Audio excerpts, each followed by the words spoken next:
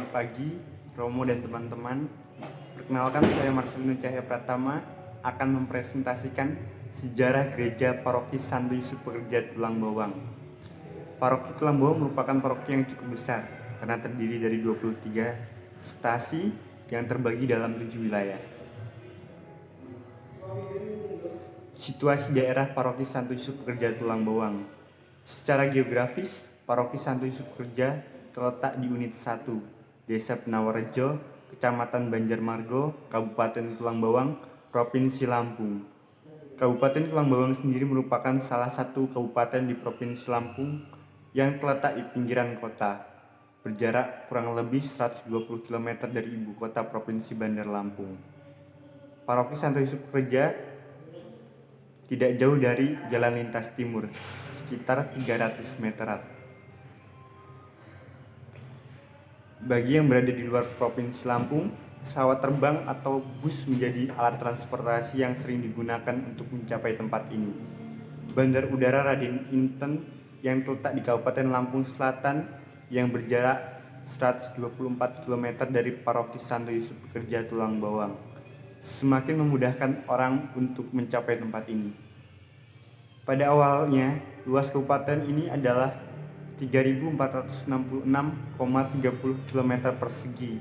Kemudian setelah mengalami pemekaran, memiliki luas wilayah kurang lebih 4.385,84 km persegi. Ibu kota dari Kabupaten Tulang Bawang adalah Menggala.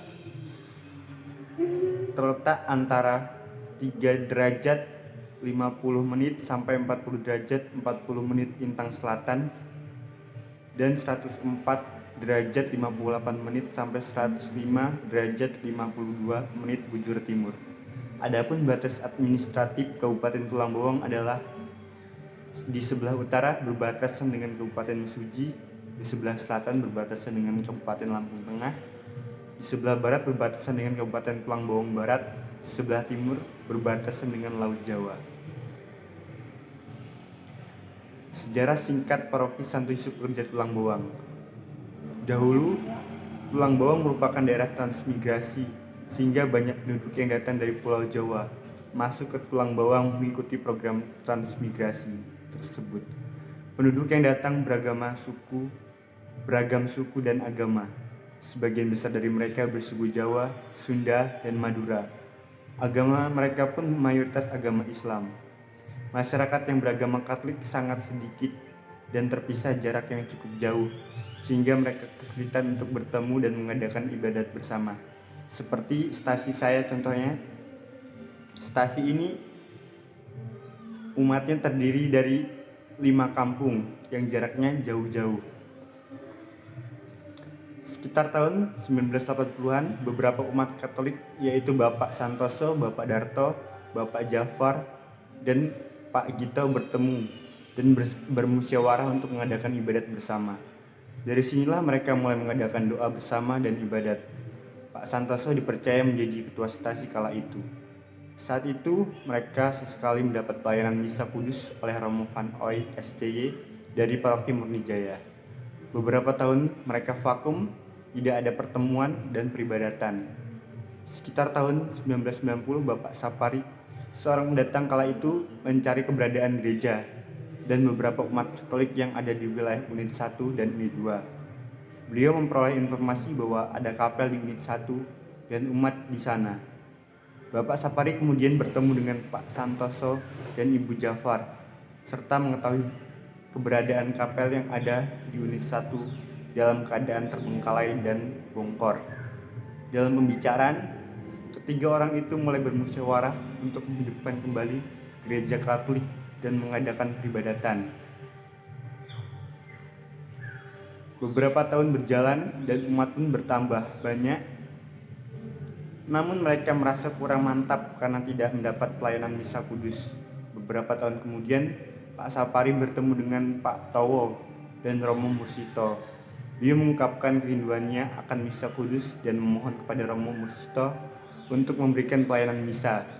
Beberapa bulan kemudian, Romo Cipto Harsoyo SCY dari Daya Murni datang dan merayakan misa kudus di Unit 1. Dari sinilah mereka mulai bangkit dan hidupi imannya. Selanjutnya presentasi akan dilanjutkan dengan teman saya, Aryon.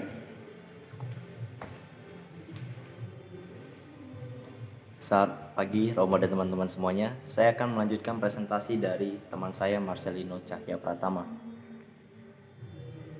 Nah, tahun demi tahun berjalan dan umat Katolik pun semakin bertambah seiring dengan banyaknya pendatang dari luar Tulang Bawang. Umat pun semakin beragam sukunya, ada Jawa, Batak, dan Cina. Keuskupan Tanjung Karang pun semakin memberi perhatian pada umat di wilayah Tulang Bawang. Tulang Bawang mendapat seorang pelayan umat, yaitu Bruder Gervasius SCY, yang sungguh menjadi pendorong dan penggerak umat dalam karya dan doa.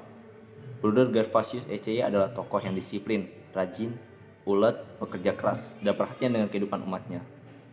Umat pun semakin bersemangat dalam hidup gereja.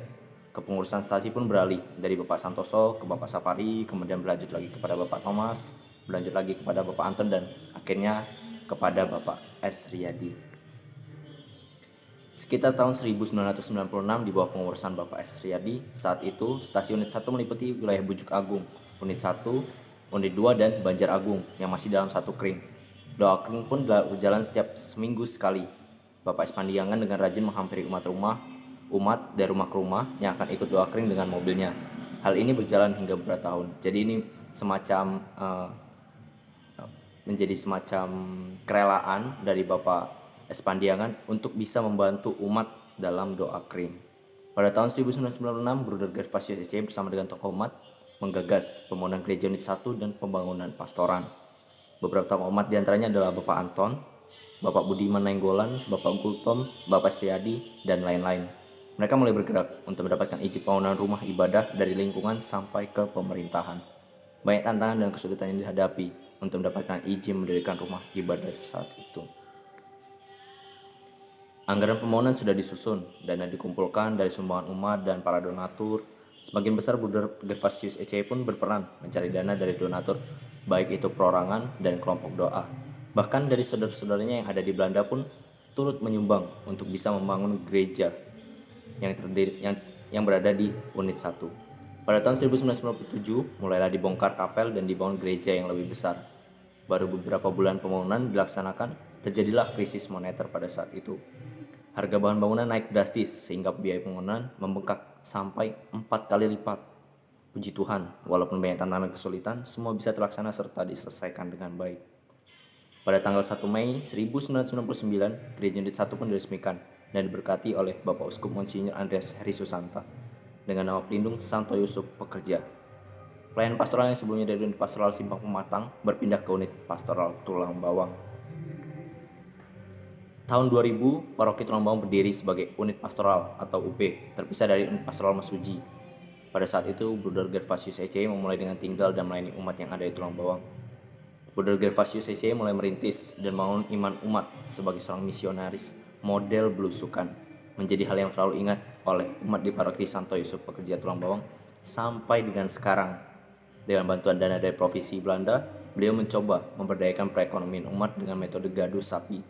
Ada beberapa sapi yang dibeli oleh beliau, kemudian sapi-sapi tersebut dipelihara oleh umat hingga berkembang biak dan bagi hasil atas anak-anak sapi tersebut. Nah, jadi ini merupakan metode gaduh sapi tadi. Sapi dibeli oleh Bruder Gervasius, kemudian diberdayakan oleh umat. Nah, nanti anaknya itu dijual dan hasilnya akan dibagi.